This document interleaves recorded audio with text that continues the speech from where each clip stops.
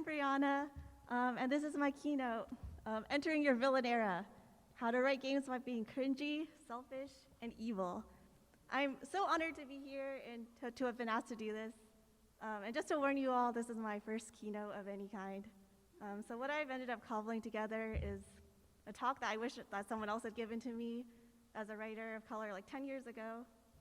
But even if you don't fall under that umbrella, I'm hoping everyone will find this talk like helpful, encouraging, or at the very least, entertaining. So a lot of this talk is going to be about what I like to see in stories and what I like to do. So like I said in the talk's title, I'm selfish. But if you do things differently, or if like people you teach want to do things differently, like you do you, like who cares what I think? That's kind of the whole point of this talk. It's about writing things unapologetically, tailored to your own taste, with zero regard about like what anyone else wants. Who am I? How did I get here? My name's Brianna, and I'm a born criminal. I've loved video games all my life, and I've been ripping off of them ever since then too. For example, this here is definitely not Kirby. This is my 100% original character named Rabby. And as you can see, the very unfortunate feature that makes him different from Kirby is he can see really far. I really love video games, and so when I was choosing my career and like applying to colleges, I eventually ended up applying to the game design program at University of Southern California. And once I got accepted into the program, I was excited, but I also hardcore started to panic. I'd never made a video game before, and in my imagination, everyone else in the program was a programming expert already, who had already made tons of video games before in high school somehow. And I was like, I don't want to be the only one in my class who's never made a video game before. So that summer, I was like, I need to make a video game really fast before I start class in the fall. Like, I had like 2 months. The clock was ticking, and I needed to decide what I was gonna make and like write about like really fast. Otherwise, I wasn't gonna finish it before class started. So I was like, just really thinking, like, oh, what would I get a kick out of if I played it? And like, since I was a teenager who spent a lot of time on the computer, like maybe the main character of my game does that too. But like maybe she's even more addicted to social media than I am. Like maybe she speaks memes and like reference humor 24/7. And like, thank God I'm not that bad, right? I was like, what else do I like? I like dogs. Pomeranians are really cute. I like pretty colors. And I like the Zero Escape games on like the Nintendo DS. So I was like, okay, I love this character in the game Ghost Trick. He's so good. He's such a cute dog. So I was like, all right, well, I'll slap a bow on it, and like I'll take out the light out of its eyes, so it's like soulless now. And also, she's obsessed with the computer, so she's holding a computer all the time. Yeah, so that's a different character now, not just Kirby. And also, I added pretty colors. And like the Zero Escape games, for those who don't know, are like a puzzle, like escape room series. And it's like, I don't have time to make something like that so fast. But like, I really love that game.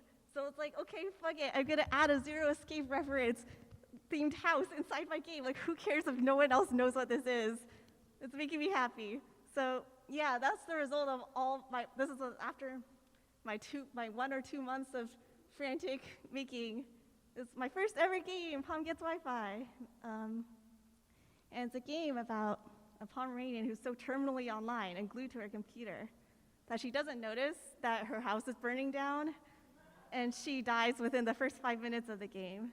And then she wakes up in doggy heaven, and she spends the rest of the game trying to find Wi-Fi in heaven.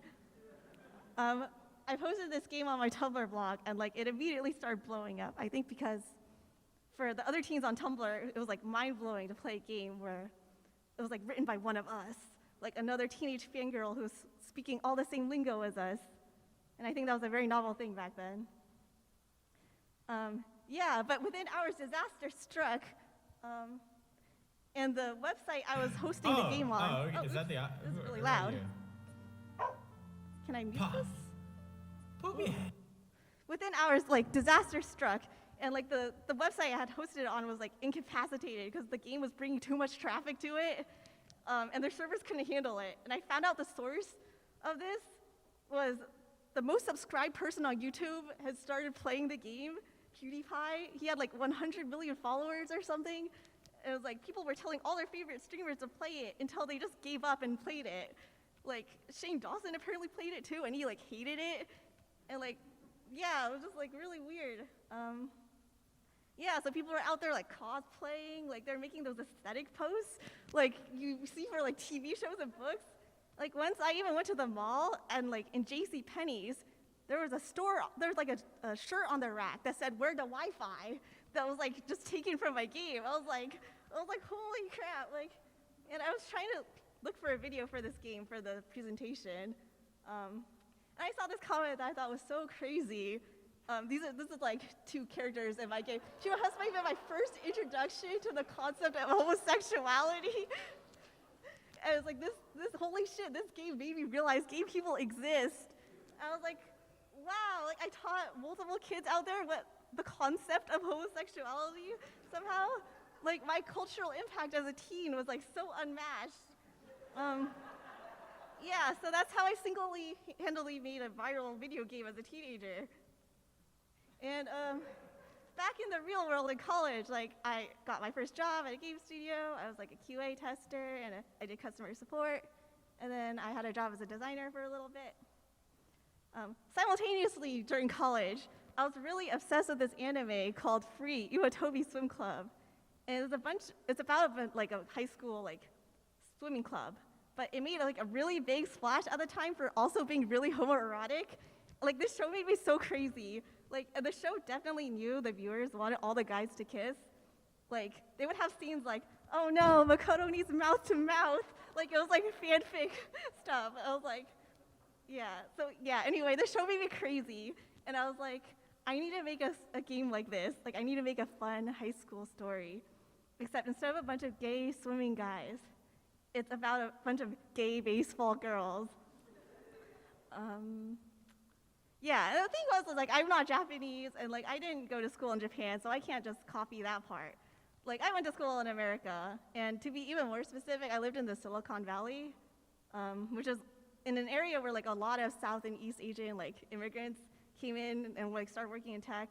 And that's like the real demographic of my high school, like 91% Asian. Like, I feel like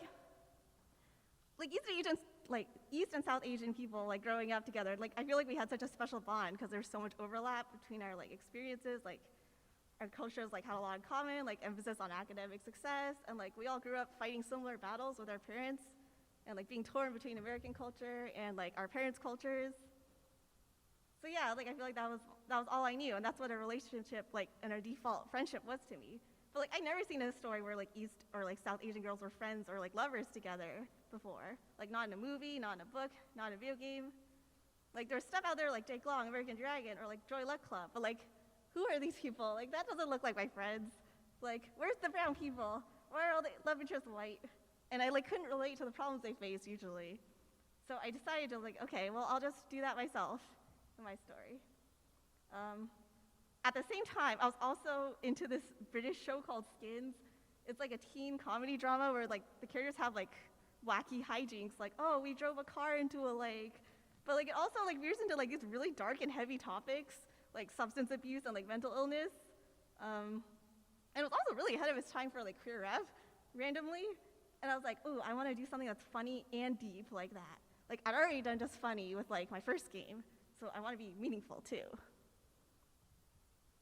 And also had a unique format, like where each episode will follow a different character and a group of friends for that one episode. So you'd be in their skin for that episode, so to speak. And then the next episode would be like Michelle, or like Sid, and so on. And it would always start with like just panning out from like the eyes like this. It's like, okay, you're them now. And something about the format like really helped the characters feel so real. So I just like copied that, and I split my story into 4 parts, like one for each of the main characters. And that's how it was. And I also like really like the ending monologue. It's like, oh, after 7 seasons, it ends with like a Cook episode, and he's like, oh, and it just ends like this. I was like, wow, look how it mentions skin, just like the show's title, Skins. That's so deep.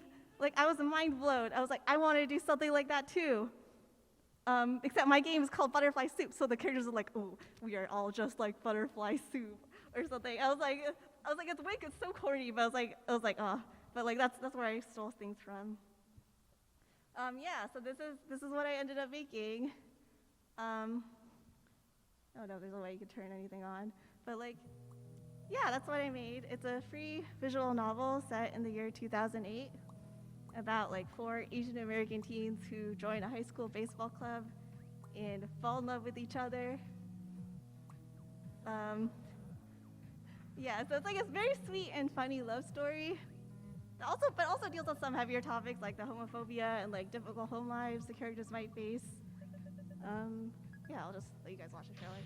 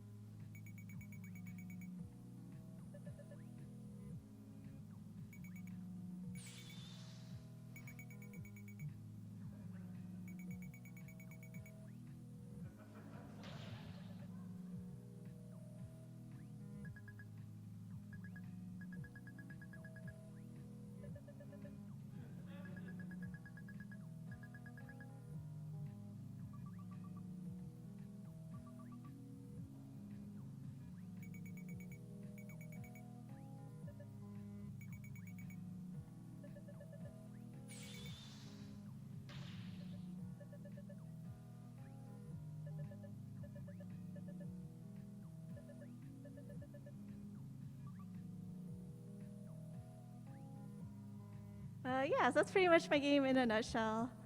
It's pretty much just all like that. Yeah, and it was still pretty new for gamers at the time, back in 2017, to see like a Western video game with like queer East and South Asian main characters. So it got a surprising amount of press coverage and got nominated for stuff. And it's now apparently considered one of the notable queer visual novels of its era, which is like, yeah, that's kind of cool. Oh, also, I worked for a couple years at Pixelberry Studios working on dating sims, and like I had a blast. Like this was the most fun I'd ever had working at a game studio, working on this stuff. And I got to work with like genuinely some of the most like talented and amazing writers in the industry there. So yeah, if anyone in the audience has worked on a game like this, like you are powerful. Like you are working on like such a terrifying level, and that's great. And last year I also released the sequel to Butterfly Soup 2. It pretty much picks up where the first game left off, and it's just more of it. Yeah, and now I'm working on a secret new game that isn't ready to be announced yet, but I'm really excited about it. Yeah, so I've been at this for like 10 years now, and I like to think I've learned like maybe one thing or two things. And I think it's mainly this, like, write games that are unapologetically tailored towards you and only you. Be selfish. And I think for some people who are already writing and at this, it's like, well, duh, isn't that really obvious? It's like, I already write stories I like and I love. But I feel like when you look like this, it's not obvious, like, at all. Like, as a woman, I was told all my life that my interests were cringy and embarrassing, like, because anything teenage girls like is cringy. Like, Tumblr is cringy, boy bands are cringy, romance stories are cringy, fanfic is cringy, like, just pinnacle of cringiness. And meanwhile, anything teenage boys liked was cool. As a teenager, I tried to like first-person shooters, like I tried to play Team Fortress 2, or tried to get really into Bioshock so bad because I thought like liking it would make me cooler, or like cooler than girls who like girly games. So yeah, even after getting over the like just straight normal misogynistic garbage, like this was just not the target demo of any company, like in 2013 or so. So like my whole life, I just settled for media that wasn't made for me. Like I did manage to find media that I liked, but like I wasn't the target demo for like any of them. Like anime was made for like Japanese people, and like TV shows that I watched normally on TV were made for like white Americans usually. And it's like, there just wasn't a lot of queer Asian American media made for me where I wasn't the afterthought or a secondary audience. Like there wasn't anything where I was the audience that the show was trying to get at. And like at the time that Butterfly Soup was being made, like the last Hollywood studio film with an all-Asian ensemble was The Joy Luck Club in 1993, literally before I was born. Like look how old their hairstyles look. Like I can't relate to this. I don't look like that. And then after that, there's this like 25-year gap where like before the next Hollywood film with an all-Asian cast was made. So when writing Butterfly Soup in this like orange zone over here, like I feel like it was almost miraculous that I like wrote a story so thoroughly ignoring like what I saw in other media and like what other people wanted. Like I feel like when summarizing the development of my games into a few slides like I just did now, like it looks like I just dove in and I made the games like the way I wanted them. But in reality, I second-guessed myself every step of the way as I was making them. Like at the early stages of Butterfly Soup's development, I had actually put in like quick time events and time choices like The Walking Dead did and like other Western narrative games did. Like I had like made the timer bar and it would be like shrinking and like so you had a limited amount of time to choose what to do. And like me personally, I hate that. Like, and I was playing my own game. I was like, why did I do this? Like I don't like this. And like I realized I was doing it because I was trying to appeal to a different kind of gamer who wasn't even me. Like I was trying to appeal to the kind of gamer who's like, oh, if there's no gameplay or choice, it's not a real game. But like I don't believe that. Like so why was I doing it in my own game? Like I was so used to settling for media that I didn't actually like that much that I was gonna like make a game that I didn't like that much. And also like literally no one was asking for this bizarre combination of things except me. Like, but I had this gut feeling, like I was like I think maybe all these people don't know they want this. Like they just don't know they can ask for something this outrageous. So I just had to trust that like something I really wanted was something that like a lot of other people wanted too, but just didn't have the audacity to ask for. So yeah, like just have the audacity, just do it. I feel like this is the opposite of game development, like common sense that you usually hear. Like, is there an audience for the thing you're making? Like, is there a market there? But like, I feel like you can move mountains. Like your audience is there, like just hidden and invisible because they don't know there can be a story like yours yet. Like, no matter how weird you think your taste is, more people have the same exact taste as you than you think. I have a little story about this where I was a hipster in college. I liked a lot of really obscure music. Like, oh, I'd listen to some random Icelandic band, or like, ooh, like these bands that don't even have music videos or Wikipedia pages. And I remember like my classmates would look through my iPod and they'd be like, well, what is this? Like your taste is very interesting. Like, and sometimes I would manage to befriend people who would like 2 or 3 of the same things that I did. But like that was always as big as the overlap was. Like no one else liked anything else I liked. So I always felt like the particular combination of music I liked was one of a kind. And I believed this all the way up until the day Butterfly Soup 2 came out, when my partner took me to like a rock concert to celebrate. And as we were waiting for the main act to start, the venue had this like music playlist that was just playing ambiently in the background. And like a song would come on, I'd be like, wait a minute, I know this song. Like, and partner would be like, what is that? And I'd be like, oh, it's by so-and-so. But like, no one knows this song. I'm the only one who knows this song. And then the next song came on, and it was like one I liked too. I was like, it was just one after another, like the whole playlist. It sounded like someone stole my phone out of my pocket and was just playing it to the whole venue. I was like after a whole lifetime, every single person I met was like, you listen to some eclectic music. Like, this is the most eerie thing, like, crazy experience. And like, whoever made that playlist, this person I never saw or met had the exact same taste in music as me. So yeah, you're not special. I thought I was special, but I'm not. There's so many billions of other people in the world that there's someone else bound to be like you. And like, people are patterns. Like I'm a pattern of a person, and you're a pattern of a person. And like, as a writer, that's actually a really good thing, because it means no matter how specific and niche you think you're being, there's guaranteed to be other people who like the exact same shit as you and are like over the moon about what you're making. Yeah, like, so stop worrying what people from other backgrounds will think of your story. Like in Butterfly Soup 2, one of the characters, Noelle, her section deals a lot with like the disconnect that like second-gen Asian immigrants feel with their mother culture and like things they feel like they miss out on because of it. And as I was writing, I kept being like, well, people who aren't Asian like this, like there's not a lot of humor in this section. I felt like maybe there are people who play the game because they like the meme humor or just the romance, and this doesn't have any of that. Like, are they gonna be bored? So like the game came out, and like, yeah, there were some non-Asian people who didn't get it. Like they thought like, oh, Noelle's just being really entitled and like unappreciative of everything her parents do for her. And they didn't like any of parts of the game that dealt with like Asian American specific stuff. But like way more people like liked it, or like, oh, they cried over it because they felt so seen, and like because this character was going through the same things they were, and like that's what I was going for. So I think the exchange was worth it. And also, like, just be more selfish when coming up with characters. It's like, if you're a person of color, like, does your cast have to look like this? Like, with one Asian person, one black person, 2 white people, and a dog? Like, no. You can make all the same characters the same race as you if you want. Like, oh, like, I feel like a lot of people have a gut feeling that's like, no, it would be selfish if I did this. But like, no, it's seriously okay. Like, it's okay to like make everyone Asian if it just works for your story. Like, you don't have to second guess or feel guilty about it, like I did. And it's like, there are good things you can do by doing this. And yeah, you're allowed to be selfish and just have pure joy writing your stories like everyone else. And like, stop worrying if people hate your characters.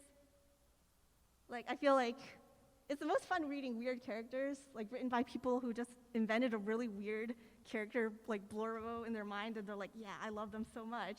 Like, I feel like that enthusiasm shows.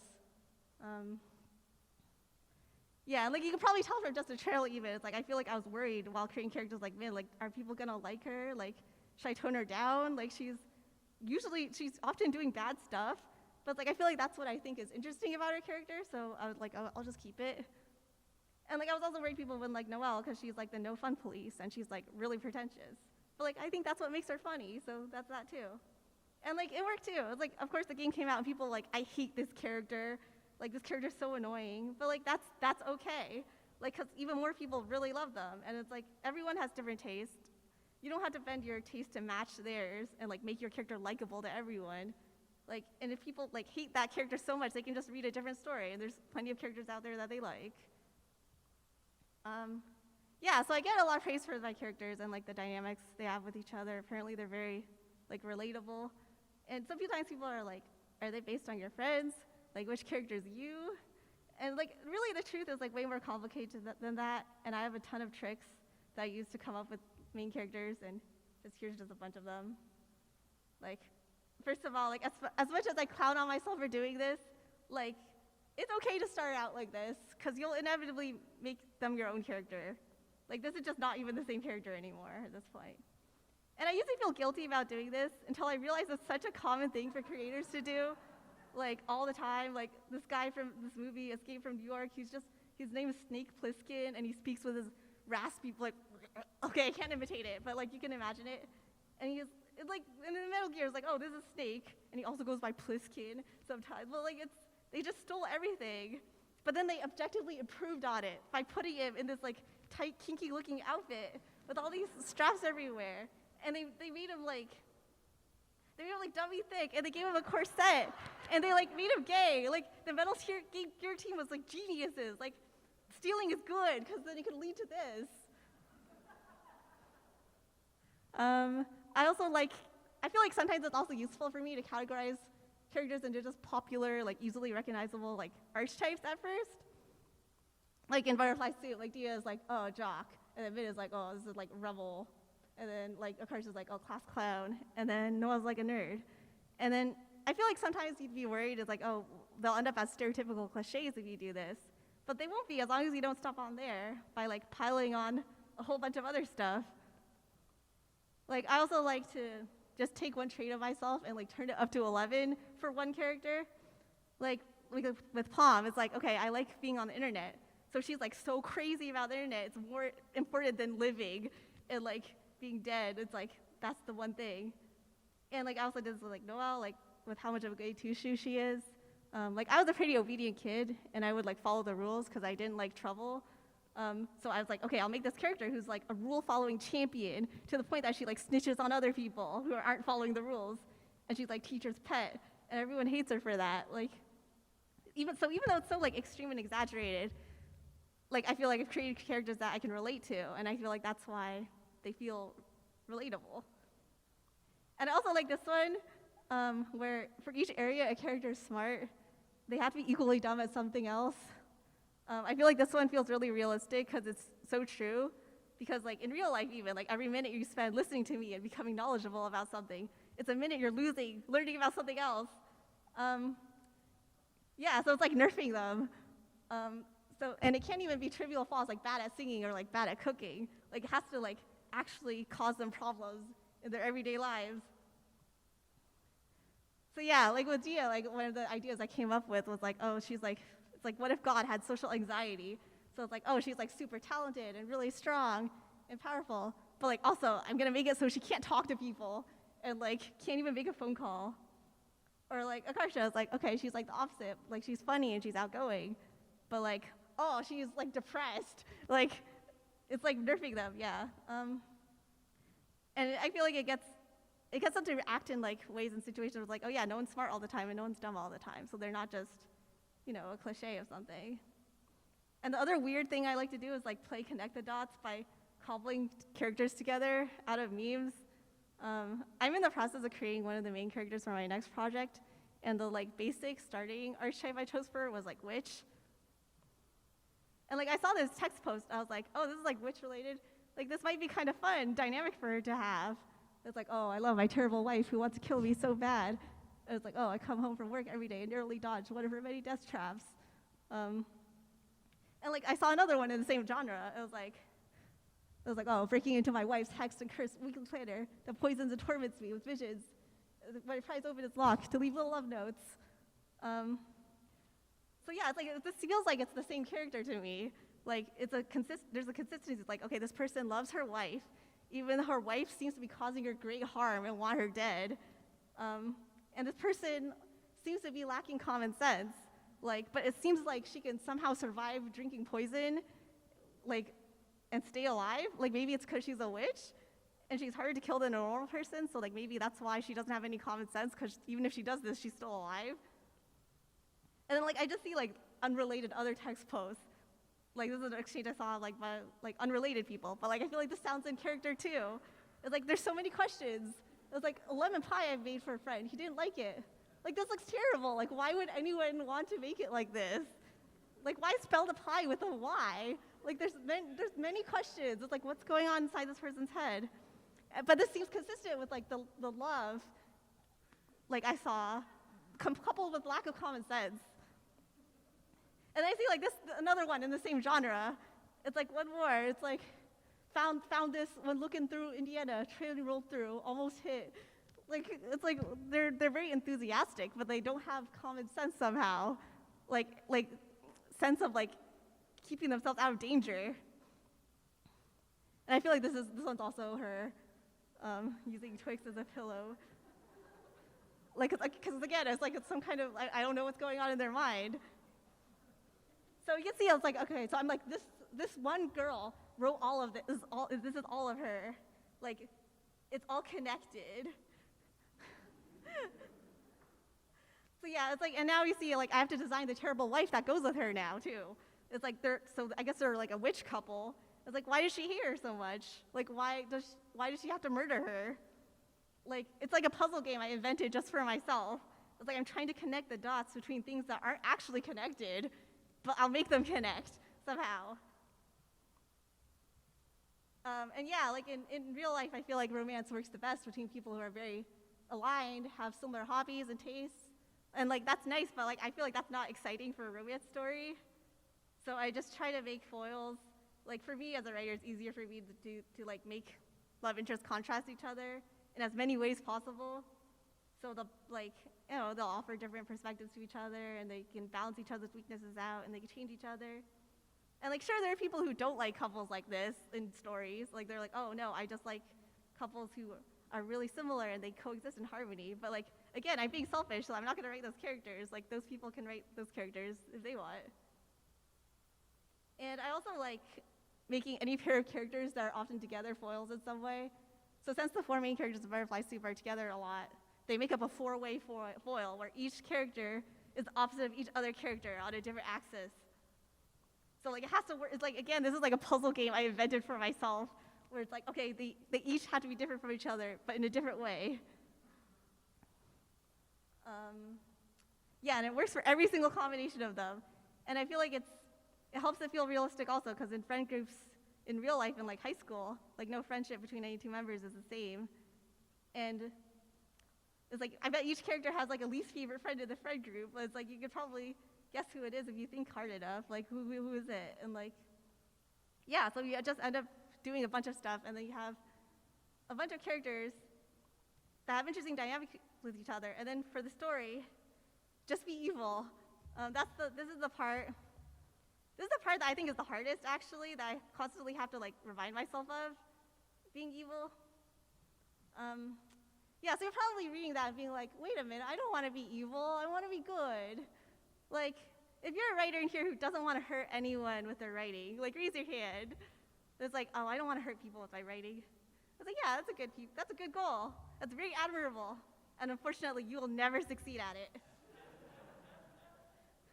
Like, I was part of the first generation of like young teenagers on Tumblr.com learning like, feminism and social justice. And I was like, so when I started making games, I was like, I'll be the most good, woke, thoughtful game writer in the world. Like, I've been hurt by so many thoughtless writers who've written like stereotypical things.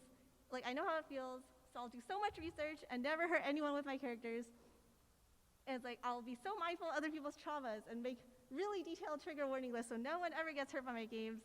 It's like, I have triggers that are so bad that like, I've passed out unconscious watching a TV show before, like from something that like, was just like, oh, I can't handle this.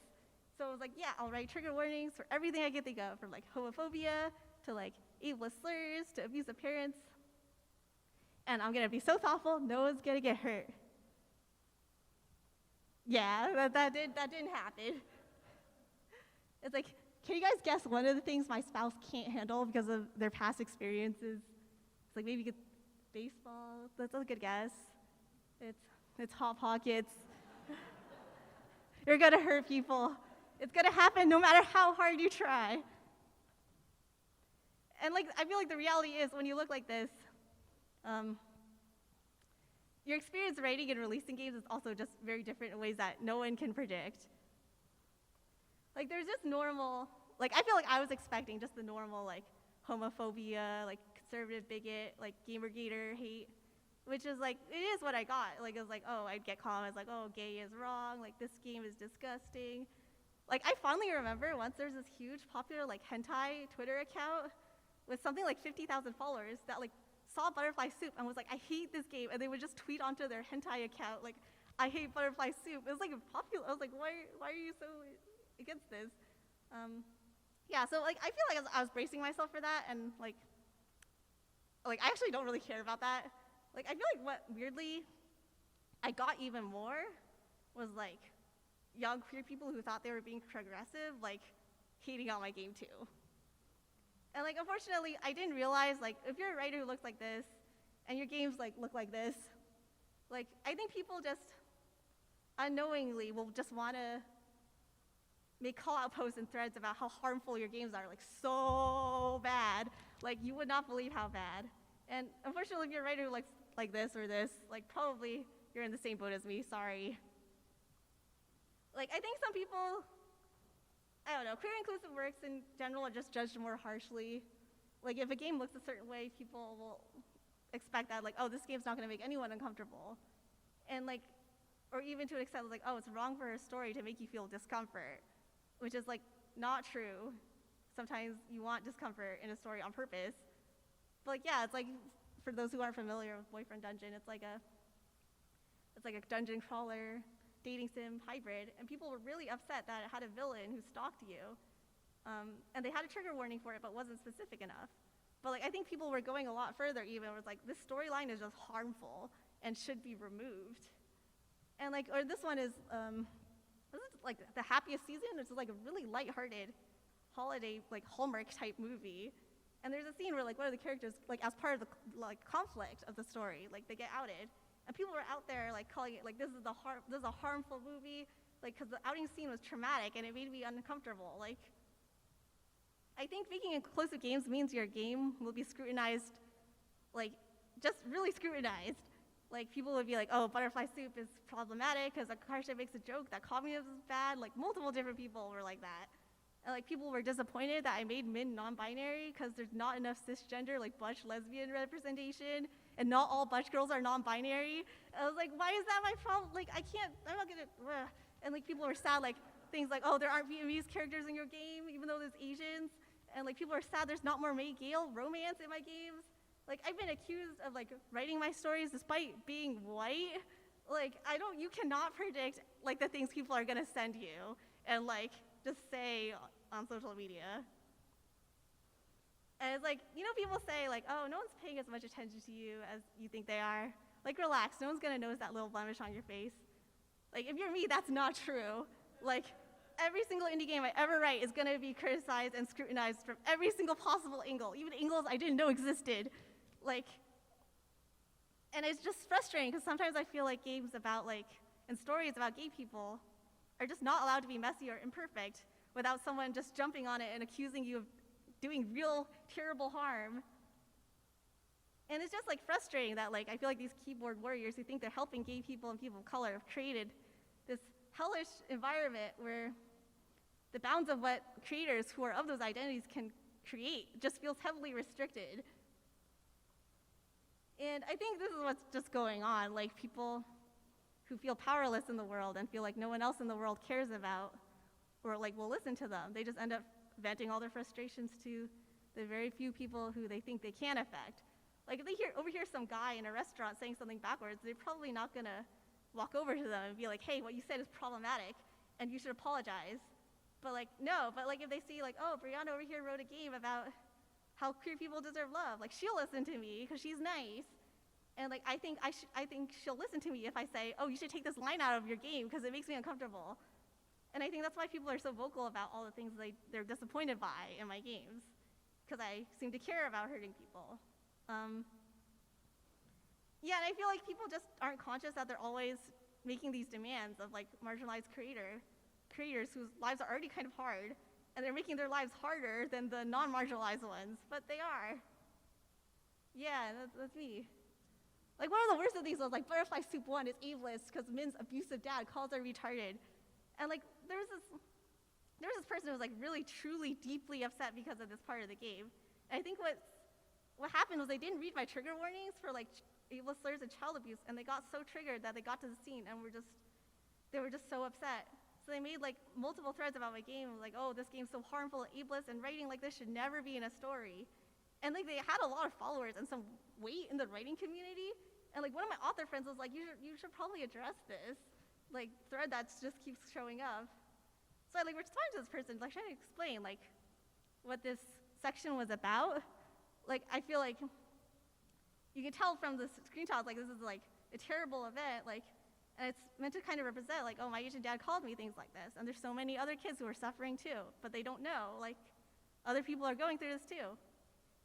And it's like, this isn't my game endorsing people to talk like this. So I explained all that, and, like, this writer, like, doubled down, called me lazy writer. And not only that, I was also ableist for also including the word stupid in my game, not just this. And, like, this was all just so frustrating because it was all coming from, like, a queer East Asian person just like me, who I feel like should have understood, like, what I was coming from. Instead, they were trying to drag me down, and, like, I could tell their reaction came from a place of trauma. But, like, for them, it's not safe for them to yell at the people in real life who call them retarded. Like, so instead, it's safe to yell at some random Asian queer writer with less followers than them on the internet. Like, and that's the next best thing, so I get all their pain unloaded on me. And it's like, meanwhile, all their gazillion followers are just nodding around like, so true, bestie. The word retarded should never be used in any story for any reason. And, like, I wish more people on the internet would realize, like, just because someone's a person of color or queer or marginalized doesn't automatically make them a reliable authority on a particular topic. Like, and that includes me too, but, like, I feel like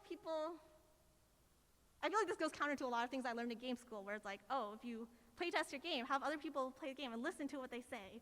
Like, because it's probably for a good reason, like, your game will be better if you listen to other people. But I feel like sometimes people are just wrong, and if you listen to them, your writing will be worse, and you're just allowed to tune these people out. Anyway, like, that person wasn't the only one who called Butterfly Soup 1 ableist for using the word stupid. Like, there were multiple different people who said that, like, different occasions. So in Butterfly Soup 2, I was like, okay, I'll put stupid in the trigger warnings as an ableist language too, so people know what's coming. And this, unfortunately, listing it in the trigger warnings also upset people. And you can read the reasoning if you want. Like, this person was actually, like, pretty nice about it, which I do appreciate. But like, you can see how I'm in a no-win situation here, where how do I avoid people who are upset when stupid is called ableism, while also not hurting people who think stupid is extremely harmful ableism? Like, I had to crowdsource ideas like from what to do about this for my friends. And one of them is a genius. And they came up with the ideas like, okay, change the content warning to casual use of insults like stupid. And like, just don't mention whether it's ableist or not. I was like, okay, this is so smart. And that's what I did. I was like, yeah. But like, this is just like the tip of the iceberg of standards I have to meet as a writer. Over a free game, over a game I gave people for free. Like, there's so many problematic like Butterfly Soup 1 and Butterfly Soup 2 topics I haven't even touched. Like, I mostly quit posting on social media once the first Butterfly Soup came out because of it. And it's because I was just tired. It's like, I know my writing's not perfect. I know I have room to improve on things. But like, everyone does. And none of my straight white guy like friends who are writers ever had to deal with this. Like, I don't think my work is that much worse and that much more harmful than theirs. Like, I think I'm actually doing a lot more good than them usually. So it's like, why does this happen to me? It's like, I think something I just had to come to terms with is like, your stories aren't gonna be for everyone. Like, if someone's sad my story isn't about a butch cisgender lesbian like they hoped it would be, they can go write that themselves. Like, that's what I did. Like, that's in 2014, I was like, why are there no video games with Asian non-binary love interests? Like, they can be selfish with their writing, and I can be selfish with my writing, and then we're both happy. Like, instead we created this like miserable, impossible state where people want queer writers to like somehow represent everyone and write a story that everyone's satisfied with and comfortable with. And that's just not possible. So yeah, just make stories for you. And it's like, I'm gonna get treated horrendously no matter what I do, so I might as well just do what I want and do it in style. And like, everyone knows, like, you can't please everyone. That's just, I feel like that's something a lot of people know. But I feel like it also has a less known variant that I'm gonna invent right now. And it's called Stop Trying Not to Hurt Anyone. Like, this is all you can do. Like, you can research, you can ask people who are knowledgeable to review your work, you can hire professional sensitive readers, and you can include trigger warnings if you think they need them.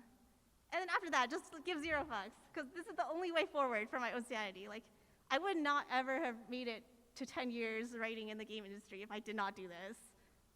Like, I would have quit. And like, writing about topics that have traumatized people will always make a small minority of people angry and upset, no matter how you approach it.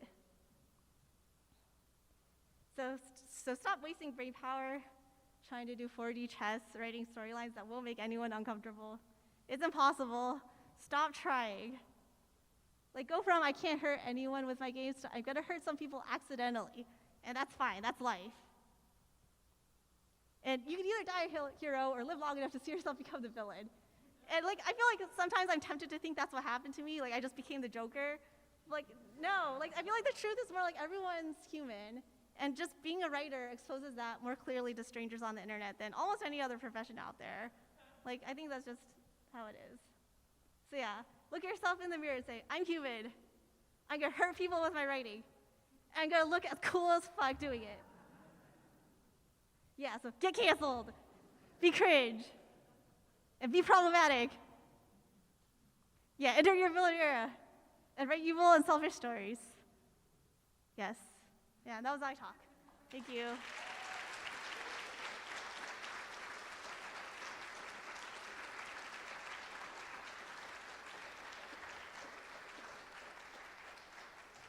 All right, I think I finished like slightly early, I don't know.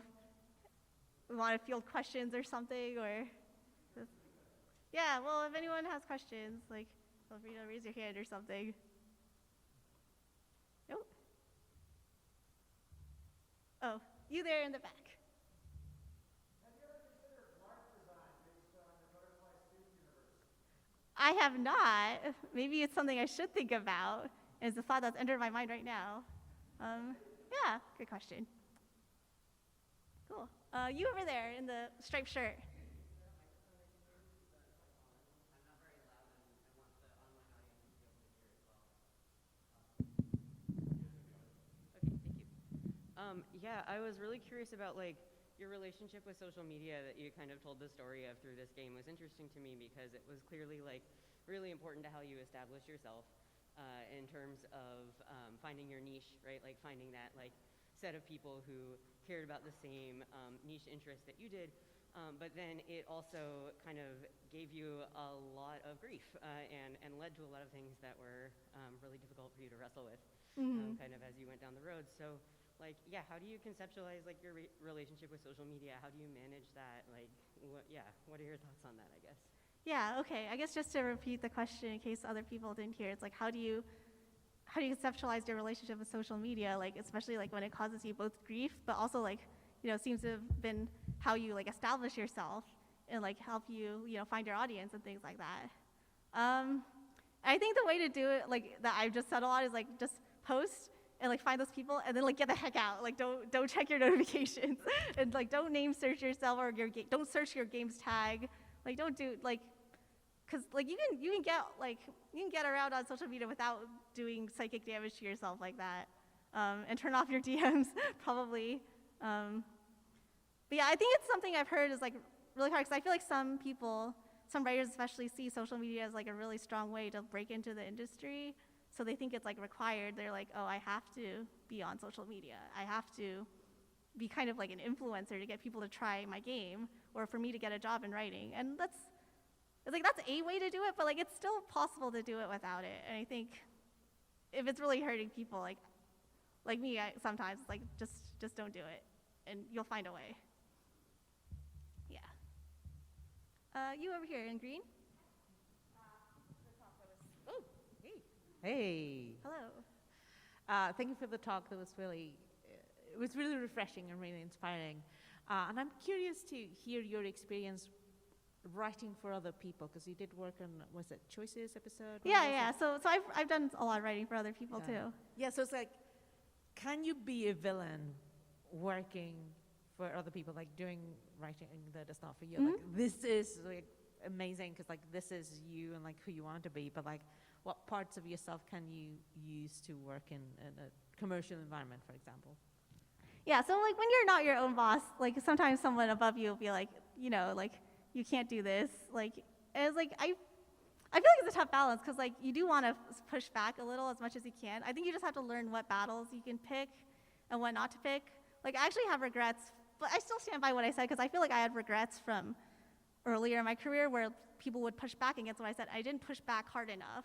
Like I should have just been more selfish to be like, no, like I'm standing firm on this. Like I want to do this. Like that's one of my big regrets from even working for other people. Like I think especially for like people like me, like I feel like, especially like women in general, like tend to like minimize themselves or just like feel uncomfortable being as assertive as like men in the workplace sometimes. And it's like I think it's definitely a balance, but like I feel like I would err on the side of doing what you believe in harder than trying to appease other people still. Yes, you in the beret.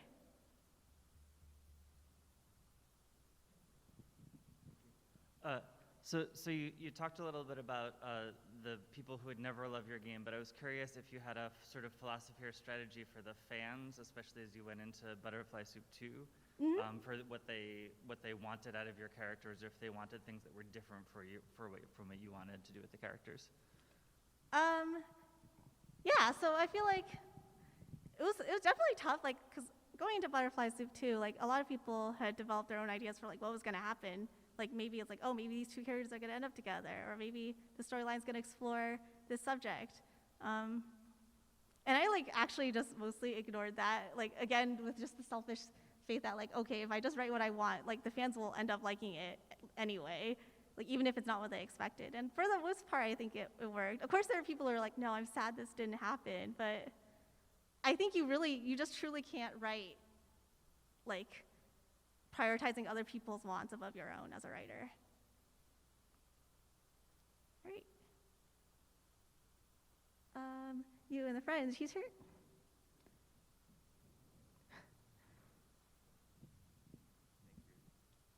So yeah, amazing talk. Thank you so much.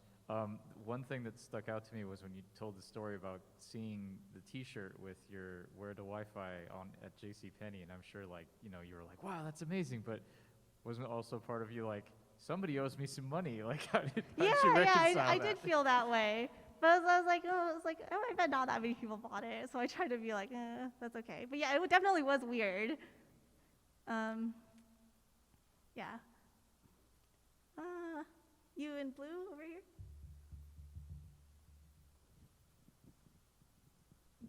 Hello, thank you Hello. for an amazing talk. I wanted to build on an answer that you gave just to the question that had to do with social media. I teach a lot of students who are queer students of color in the game design program that I teach in, and I would love to hear you talk about, so you're saying you don't have to be like a social media influencer to break into the industry. I would love to hear just like your perspective on like a student in that identity situation. What advice would you give them about breaking into the industry now? Yeah, of course. So I think the most important thing for breaking into the industry for like a student especially is just having like a portfolio and experience they could show in it. Like I would say like it's the most helpful if they make something small, like a little twine game or something, and finish it and like show that they understand how to write choices or like, things that affect like interactive writing. And just like maybe have like one or two examples of that. There's like, it doesn't have to be long and it doesn't have to like have art or anything. Like just finish it and like just build your experience, like go to game jams and like meet other people and like network and like, but you can do, like I say network, but the social media is not the only way you can do it. You can go to conventions, you can go to events like this, NarraScope, and just meet other people, and it'll help you break in. You don't, like I think people are just under the impression that like, oh, you have to be on social media, otherwise there's no hope of you getting a job. And that's not true. Like at my studio job, like that I mentioned at Pixel Bear, like there's so many writers who I worked alongside with, and they were like my age or like younger, and they just had no social media presence. Like they didn't have 1,000 followers. Like they were just not there, and they still got hired because they had a strong portfolio and like, or they knew the right person, like not through networking, but like in person, like, yeah, so definitely don't make yourself do social media. Like you can focus your efforts on something else, and that might be helpful too. You over there in glasses? Hi, I just wanted to ask how much the setting influenced the development process for Butterfly Soup, the soups. Yeah, because I come from SoCal, and I remember when I played your games, I was looking at the background art. I was like, this looks like the exact hill I used to climb down in middle school. Depending on what middle school you went to, maybe it was, but yeah, like I feel like it had a big influence on, because I feel like it is a very specific setting, and like a lot of the backgrounds and stuff are based on like areas around that setting. Like I would take photos of areas sometimes and like paint over them, so that's why they look really familiar to some people.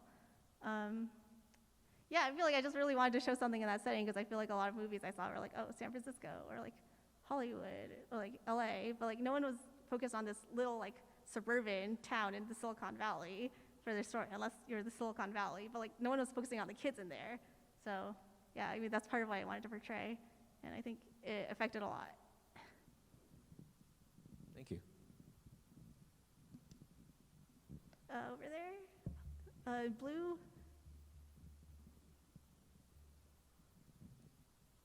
Hi, great talk. Thank you so much. And also thank you for talking about the dynamic of players feeling like they want to take stuff out on the creators. I think that's a dynamic that a lot of indie developers experience, and we're always surprised by it, right? Because like, why would players hate our games? We're like, we make stuff for our players. So I'm curious if you have any thoughts about the next time you were making a game like this, suppose in the future, is there something different that you would do? Would you engage with players more? Would you engage with players less? Would you handle the critiques directly, or maybe have somebody else handle the critiques so you're not involved? I'm curious, what are your thoughts about how to develop this from this point? Yeah, I think I would just not engage with stuff like this from now on. Like I think in my dream world, there's someone else running social media for my next game, so they unfortunately have to deal with it.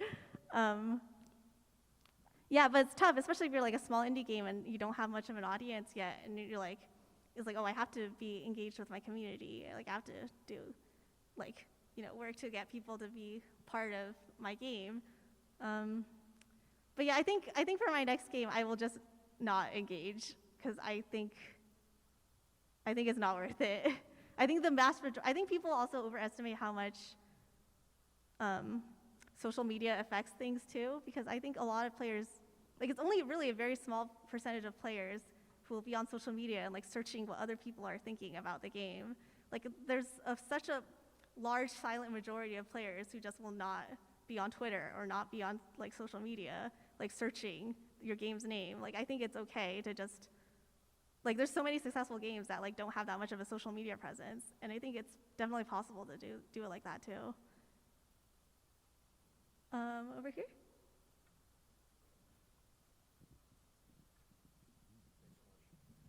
Yeah, thank you so much. Like, awesome talk. I was just wondering, obviously there's been a lot of cases where perhaps like that discourse between player and creator hasn't been the healthiest for you, but I was wondering, and like in general, but I was wondering, are there any like interesting examples where like a player said something that really changed the way that you thought about your own work, like for the better? Yeah, I mean, I think I focused on the bad in this talk because I feel like that's what writers need support with.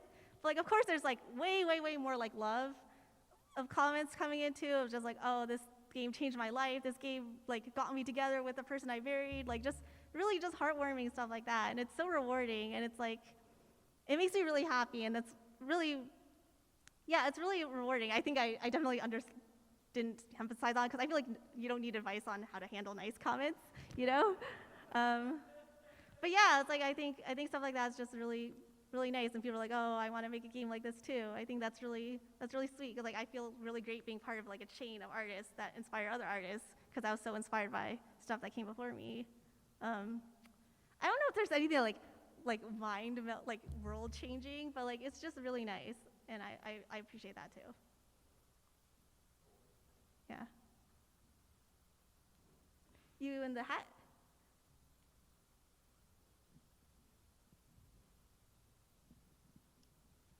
I also want to say it was a great talk.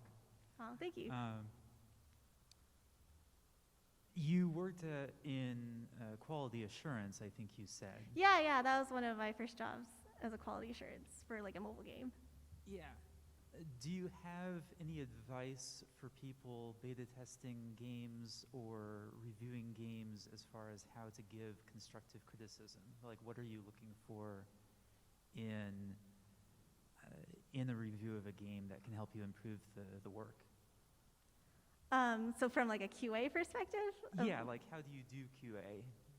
Well, I feel like I'm not really the most like qualified QA expert, but I feel like there's like typically, like don't, like as a QA person, like don't put things like just state the problem as like objectively as you can. Don't bring in like, oh, I think this person was lazy for doing this, or like don't guess the intentions of who programmed the thing. Like just state like the steps to reproduce the bug like as cleanly as possible, and like don't bring, yeah, and like try to soften things sometimes a little too. Like don't be too harsh.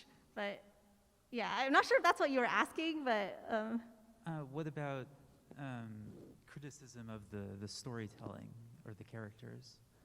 So if you're like in QA and trying to criticize someone else's story, I think I would also I would choose the battles very carefully too, because I think it's overwhelming as a writer when someone's like, change this and this and this and this, like change all these things. Like again, I think I would try to soften it with like a compliment sandwich, where like you have to say at least one nice thing, and then like say something you want them to fix, and then say a nice thing to like, yeah, if that makes sense. It's like I feel like sometimes people are like, oh, it's unprofessional. Like it's like, no, I should just be blunt. But like I feel like if you're really mean, that's also unprofessional. So yeah. Can I ask a second question? Yeah, sure. I think in one of your slides you mentioned that one of the pieces of advice you gave was to find people to review your game who can look at your story and look at your characters and root out things that would be harmful or triggering and say, hey, maybe you should look at changing this in some way. Mm-hmm. How do you find those people who can review a game about a particular topic and give you that kind of feedback? or do you look for those sorts of people? Yeah, so like, I definitely would not just pick random people because, like I said in my slide, like some people's opinions are just wrong. I feel like I would try to choose people whose like opinions that you respect or seem to have some kind of education in like like analyzing media and things like that, or like authors whose like work that you've read before and you're like, okay, or like people who've done like written articles about like showing that they have thought about these things very, very carefully. And you can find like, there's a lot of like professional like sensitivity readers nowadays that you can like Google and like try to find like, and there's like even like organizations that have like groups of sensitivity readers that are all of different backgrounds, and you could like try to apply to them and like see if they can pick one for you that's like they feel like even matches your story and like the kinds of issues they might encounter. Yeah, so if you like go looking around for sensitivity readers, there's a lot of out there that have like portfolios and websites that you can review and like pay them for your services. Thank you so much. Yeah. I think we're out of time. So yeah, thank you guys so much for having me.